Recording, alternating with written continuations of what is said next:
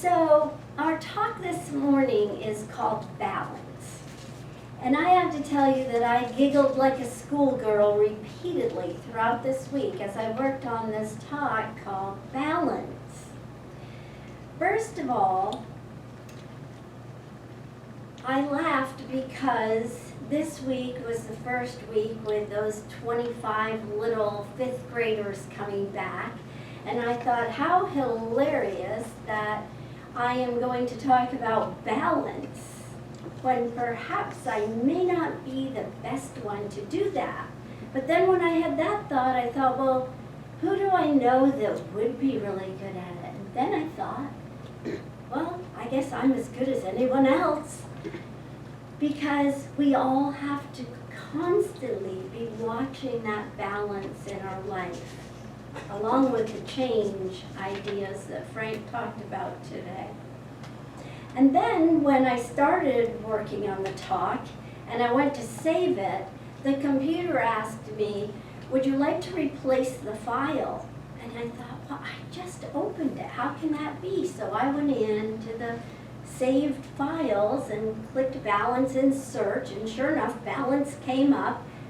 And I had another laugh because it was from 2023, and I thought 3 years is quite a lengthy time to not talk about balance, so I guess it's time. And probably that means that I could use a little more balance in my life, especially after the last or past 8 weeks of wearing that boot and therefore walking with one leg longer than the other. In fact, I decided probably most of us could use it for whatever our reasons are, and hopefully you, like me, are not beating yourself up when you notice that you're not quite in sync with the divine, that you are a little off kilter. Instead of beating yourself up mentally or emotionally, hopefully, like me, you're laughing at yourself. And then you're reassessing, assessing and reassessing our own personal state of balance is invaluable. And we do it to provide the most satisfying state of living for each one of us personally.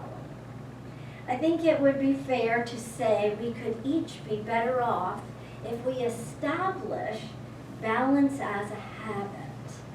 I don't know that I'd ever thought about that before, but recently I've noticed that word habits coming into my life, into my mind, into my thoughts with the various ideas and experiences that I'm having. The word habits, and creating those habits in the way that we want so that they become automatic, like our breathing. Interestingly, a friend who knew I was returning to school but did not know we were talking about balance found and sent me these words this week. It said, almost everything will work again if you unplug it for a few minutes, including you. Take a break. It isn't lazy. Totally opposite from what my dad taught me. It's necessary maintenance for your mind. Give yourself permission to pause, reset, and recharge today. Not tomorrow, today. That's another habit we have to break, right? Well, I'll do this tomorrow. I'll do it later. Finding balance in your life means not spending all your time on just one thing. It's a mix of things, such as, this list is mine, but you may have your own: work, relaxation, time with family and friends, care for your body, and quiet time for yourself. However, I recognize that it's a bit different for each one of us because we each have at least a slightly different, if not a vastly different, idea about what's most important to us. We each get to decide how we spend our earthly time. We each get to develop the habits for the values that we find most worthy. We just need to ensure that we find the balance for the mix we truly want to have fill our time. Jana Kingsford wrote, "Balance is not something you find, it's something you create." Well, we do know everything's already created for us. However, we, through our own thought, create balance in our lives as we establish habits, and we can change our habits. We do this through our mental alignment with our spiritual truth. Balance doesn't mean 100% of our time on any one activity, no matter how well-intentioned. It doesn't mean that we sleep the day away. It doesn't mean that we watch TV all day. It doesn't mean that we just lay in bed all day. And it doesn't mean that we just work all day. Or whatever else you want to fill in the blank. Play on the computer. I know that's become a big one. We don't eat all day. We don't exercise all day. And just as it's not 100%, it's not a 50-50 split either. It's finding a flexible rhythm in the way we live day to day that keeps us healthy and happy over time, while remembering we hold the power to make the changes. So it's important to be aware of our health and happiness states of being. There's a story about a master clockmaker who spent his entire life trying to build a clock that never ticked out of turn. He worked day and night.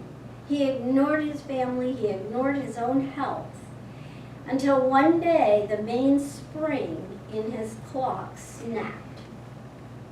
And while he was sitting there in the quiet wreckage of his clock, he realized that true harmony is not a frozen gear, but a steady, breathing rhythm.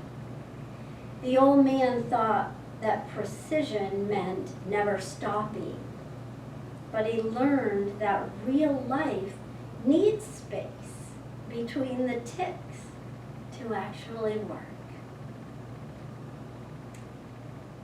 There are varying philosophies regarding what defines a balanced life, but the most common framework appears to rest on these 4 areas. So you can take a look at which ones are you. And if too quickly you say, "Not me, I'm good in that area," that might be something you want to just sit with a little bit. The first one is health, which includes both our physical and mental well-being. And the second one is relationships, our family, our friends, our social connections and interactions and networking. The third one is our purpose. And often we think of that as work, but it's not only our careers, it is also our productivity. Whatever we're doing, whether we're exercising or whether we're relaxing, are we feeling productive doing it? And the fourth one is inner growth. Probably most of us that come here are pretty darn good at this one, because this one is our spirituality. Alongside with our personal reflection times and mindfulness, our spiritual practices.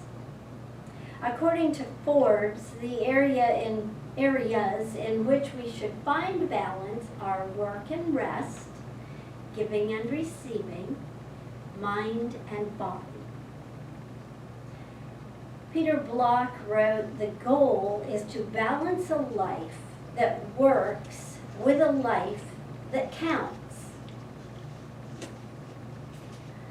I decided to write a little acronym for balance for my own personal sake, and perhaps it might be helpful for you too. I wrote, "Balance allows leeway as navigating current experience." balance allows leeway, a space like that clock ticking, while navigating our current experiences in life. I think what happens is often we have a plan, and we're all about that plan. And we go along with our plan until we realize that we've become imbalanced. But we think we must stick to our plan because we had the plan. When the truth is, it was your plan to begin with.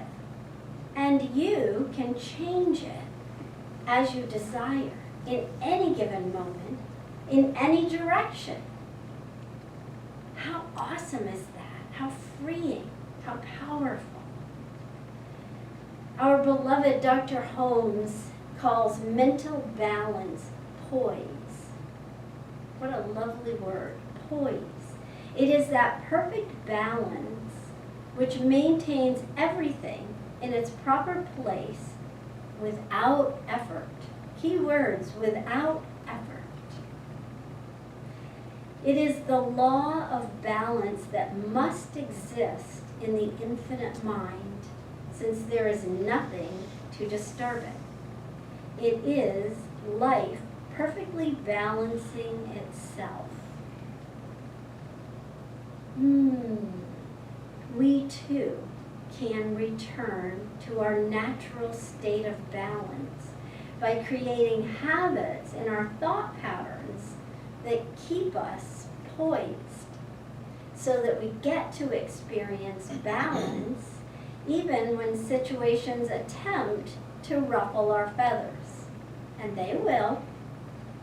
Poise is the calm confidence in the realization that I am supported by the universal presence, and therefore the power that lies within me is intimately exemplified in my personal state of balance. I love that term, poise. And I'm listening to Ernest Holmes' definition of that, and it seems like sometimes we need to pause, not just constantly do. Sometimes we just need to be. Poise, pause to create poise, I guess. We spend a lot of time in Science of Mind talking about balancing our spiritual self and our human self, because of course we recognize that we are spiritual beings enjoying a human experience. We know that we are one with the One, that one being God, and God is all that is. We actually claim that as an absolute truth in our teaching. It is indeed, if it is indeed true, and if we exist, we must by necessity be part of that universal being, that universal allness, that universal oneness. We are one with all that is. And if that is indeed true, we have automatically achieved perfect balance. So we need to say no more, right? Everything is an equal part in the essence of infinity. There are no separations except in the realm of our own mental perceptions of things. Therefore, everything is naturally in a state of perfect equanimity. The problem for that, in our perception of our humanness, is that we appear to have given up our sense of identity, our individuality. The blessing in that perfect equanimity is that we have assumed immediate access to universal power, universal wisdom, universal good, all the qualities of God. We have actually assumed and recognized that as our own as well. We do not enter into the presence of the divine because the divine is, always has been, and always will be within us. The divine is us. We are, in our individuality, aspects of that divine perfection. We are facets of that one light. We are ripples and waves within the universal ocean of divine life. We are part of it all in both our spiritual and human natures. The separation between our spiritual and human natures is just an illusion. Either God is all it is, both spiritual and physical, or it's not. And we choose to say that it is. The same thing must be in balance. So the spiritual and the physical are the same in the essence of our nature of who we are. We're already in balance. A dear friend of mine, a Christian minister, frequently said the ground is level at the foot of the cross. And that concept really resonated with me at the time, and I really have held on to that thought through my life, because I think it's a powerful statement. He would often change that to all humanity, or all life is level. What he meant was that no one is more holy, nothing is better or worse, nothing is more right or wrong. Everything is level and equal under the authority of God. Years later, I read a definition of the symbol of the cross and its meaning. The horizontal line represents the horizon of humanity. After all, the word horizontal comes from horizon. Remember, when people believed the earth was the center of the universe, we were on the fundamental level, the horizon between earth and heaven. Heaven was above us and hell was below us.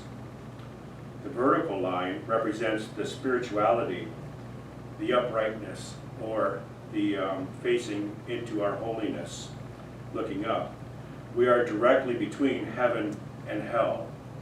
Our good and bad, and our actions and thoughts determine the point we find ourselves on that meter or that barometer of uprightness. The conditions and circumstances we find ourselves in are a direct result of the position we find ourselves in this vertical line. By the way, in the symbol of the cross, the two lines meet and intersect or balance at the level of the heart. Did you know that? Humanity and spirituality intersect at the heart. So that's a perfect segue into my next point, and that is that recent research in epigenetics has shown that both the brain and the heart are centers of consciousness in the body. The brain and heart literally interact through bidirectional physiological communication. Notice I said bidirectional. Traditional neurological studies have thought that the brain is the main leader and controller of the body, and all the information comes from the brain into the body. But what epigenetics has found is that the brain and the heart respond back and forth, sending signals and information back and forth, and they work as a team together. This is scientific proof behind the theory of mind-body connection, something we teach quite a bit in our classes here at Centers for Spiritual Living. Working on our own mind-body connection assists us in balancing between feeling and knowing. What we think is not always in alignment with what we know and feel, but what we know and feel balances out in what we believe. And what we know in the Science of Mind teaching is that what we believe creates our reality. Life is about aligning and balancing with our true nature, our feelings and knowledge leading to our belief systems. Through this process, we are directing, or more accurately, realigning our humanity and spirituality to unity with all of life. And unity with all is our true nature. We are in an eternal process in the pursuit of perfect equilibrium, a pursuit of remembering our true nature. Each of us is a personalized point where spirit and matter, or spirit and humanity meet. Each of us is a unique center of spiritual activity. Another point I'd like to address is in regard to balancing what is ours to do and what is quite often believed is God's plan for us to do. When asked about this idea, Ernest Holmes said, "I question the concept of plan in the divine mind. God has been at work too long to have any unfinished business. This is one of the most abstract things in our philosophy. Infinite purpose is self-contradictory." Infinite purpose is self-contradictory. The idea of God having a plan for what we should do individually is contradictory because we are one with it. He goes on to say, divine mind is, has been, and always will be, both at the point of beginning and at the end of any series. There is no purpose in being. Moses defined God as I am that I am. In other words, the subject and the object are one and the same thing. God is not progressing. God is not evolving into something else. That would mean there was something else besides God for God to evolve into. And if God is already all that is, that's self-contradictory. Infinite purpose is self-contradictory. That's what we mean when we say God doesn't know what's going to happen until I make up my mind. We work with the divine, and we work as the divine to create the life we live. So perfect balancing could be as simple as recognizing the universal power and wisdom that we already are, that we already have, and just being that and doing that. Going back to the quote, Ernest Holmes says, divine mind is both at the point of beginning and at the end of any series, and the subject and object are one and the same thing. That's a perfect definition for balance, is it not? Yes, it is. And you know, I really appreciate something about you, and that is that you love reading all these scientific ideas that are the up-and-coming new as we progress in life. Things are changing. Remember way back when they thought the earth was flat. Well, they learned differently, and we know differently now today. And what we believe today about the physical world may not all be so accurate either. So I appreciate you finding ways to put those in so that I can understand them, and I don't have to read those challenging books that you read. So thank you. I'm going to share something a little bit more simple as we close today, and that is from Deepak Chopra. He shares 7 tips. Now I'll tell you right up front, it's nothing new. You know every one of these, but you probably, like me, are going to go, oh, I haven't been doing that one as much as I should. That's where that balance comes in. So here are the 7 tips.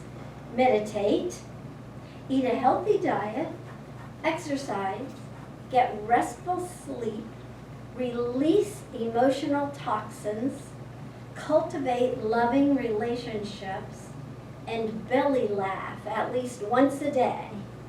I bet I have you beat on that last one there, especially this week.